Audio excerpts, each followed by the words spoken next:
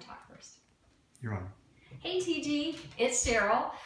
Okay, so I've got a couple of notes before we get started, and then I'll sort of talk as the dance goes along, and hopefully all of this will make sense. So if not, just give me a call and we can do it again.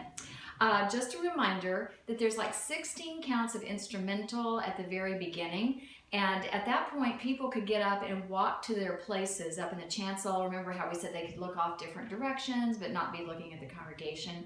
And then you can walk to the center and face straight forward to start. Or if they can't get to their places quickly enough, you could just have them start before the music ever starts and take their places and just be frozen and looking off. And then you can walk in on those 16 counts and be ready to go.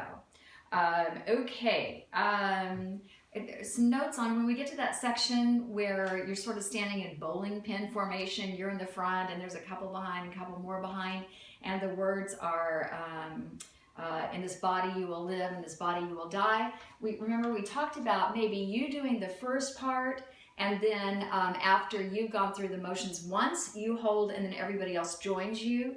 Or we could play with everybody doing it in unison through twice. I think we can make that call probably the last time that we rehearse, when we kind of see how it all looks together, but just sort of to work on it both ways.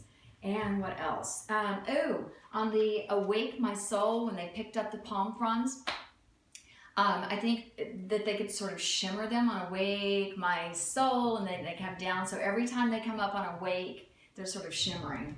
Also, when they're going to pick up the palm fronds, they have 16 quick instrumental counts to get them.